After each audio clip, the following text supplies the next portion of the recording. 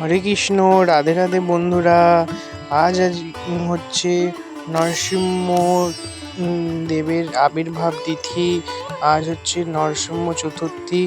তো আজ আমরা সবাই মিলে ভক্তরা আজকে নরসিংহ দেবকে গধূলি লগ্নে অভিষেক করলাম। গধূলি সূর্যাস্ত এবং সন্ধ্যাকালে, যখন সূর্য অস্তের কিছুক্ষণ আগে, সেটাকে গোধূলি কাল বলে। তো সেই সময় নরসিংহ ভগবান হিরণ্যকশ্যপকে হত্যা করেছিল এবং তখনই প্রহ্লাদ মহারাজের দোয়াতে তখন নরসিংহদেব অবতার নিয়ে হিরণ্যকশ্যপকে হত্যা করেছিল। এইভাবেই নরসিংহভাবের আবির্ভাব ঘটেছিল। তাই আমরা গধূলি লগ্নে সবাই মিলে অভিষেক করলাম এবং সব ভক্তরা গান বাজনা করলাম, আরতি করলাম। আরেকটা জিনিস লক্ষ্য করলাম, আমরা যখন গধূলিকালে যখন সন্ধ্যা আরতি করছিলাম, তখন আমাদের ঠাকুর ঘরে একটা কোথা থেকে একটি পায়রা এসে উপস্থিত হয়।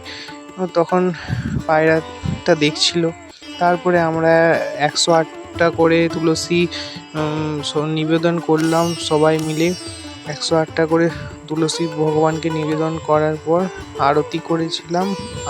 সবাই মিলে আরতি করার পর আমরা মহাভোগ দেখিয়েছিলাম ভগবানকে। আজকে আমরা মহাপ্রসাদ দেখিয়েছিলাম। সবাই মিলে মহাপ্রসাদ গ্রহণ করার পর